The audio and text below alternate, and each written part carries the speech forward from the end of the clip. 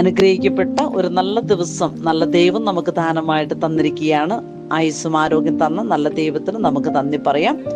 അതോടൊപ്പം തന്നെ ഇന്നത്തെ പ്രത്യേക പ്രാർത്ഥനാ നിയോഗമായിട്ട് ദിവസങ്ങളായി, ആഴ്ചകളായി, മാസങ്ങളായി പ്രാർത്ഥിച്ചിട്ടും പല വാതിലുകളും മുട്ടിയിട്ടും ഉത്തരം കിട്ടിയില്ല, അങ്ങനെ മനസ്സ് മറവിച്ചു പോയ സാഹചര്യങ്ങളിലൂടെ കടന്നു പോകുന്ന ഓരോ മകനെ മകളെ നമുക്ക് ദൈവവചനത്തിന്റെ വിശ്വാസത്തില് സമർപ്പിക്കാം. പ്രത്യേകിച്ച് ജോബിന്റെ പുസ്തകം 42 അധ്യായത്തിൽ 1 തിരുവചനം നമ്മളെ പഠിപ്പിക്കുന്നുണ്ട്. ദൈവമേ, അങ്ങേക്ക് എല്ലാം സാധ്യമാണെന്നും അങ്ങയുടെ യാതൊരു ഉദ്ദേശത്തെ ആർക്കും തടസ്സപ്പെടുത്തുവാൻ പറ്റുകയില്ലെന്ന് ഞാൻ വിശ്വസിക്കുന്നു. നമുക്കത് ഏറ്റുപറയാം. കാരണം നമുക്ക് മുന്നിൽ അടഞ്ഞു കിടക്കുന്ന, അല്ലെങ്കിൽ പ്രാർത്ഥിച്ചിട്ടും എന്തുകൊണ്ടാണ് നമ്മുടെ പ്രാർത്ഥന ദൈവം കേൾക്കുന്നില്ല എന്ന് വിചാരിച്ച് മനസ്സ് മറവിക്കുന്ന എല്ലാ സാഹചര്യങ്ങളെയും വ്യക്തികളെയും നമുക്ക് ഈശോയുടെ കരങ്ങളിൽ കൊടുക്കാം.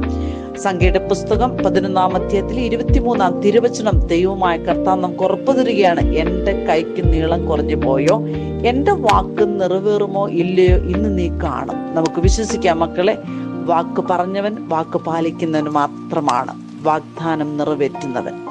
നമ്മൾ ചോദിക്കുന്നതിലും ആഗ്രഹിക്കുന്നതിലും കൂടുതൽ ചെയ്തു തരാൻ കഴിവുള്ള ഒരു ദൈവം നമ്മുടെ കൂടെയുണ്ട്. കാരണം ആ ദൈവത്തെ പോലെ മറ്റാരുമില്ല നമ്മെ സഹായിക്കാൻ. നമുക്ക് വിശ്വസിക്കാം, നമുക്ക് പ്രാർത്ഥിക്കാം. നമ്മുടെ പ്രാർത്ഥനകൾക്ക് ദൈവമായ കർത്താവ് ഉത്തരം നൽകുന്ന വലിയ വിശ്വാസത്തോടെ പരിശുദ്ധ അമ്മ മാതാവിനോട് ചേർന്ന് ഈശോയുടെ തിരുഹൃദയത്തിലേക്ക് യേശുനാമത്തിന്റെ ശക്തിയാൽ അനുഗ്രഹിക്കപ്പെട്ട ദിവസമാക്കി മാറ്റണമേ എന്ന് നമുക്ക് പ്രാർത്ഥിക്കാം.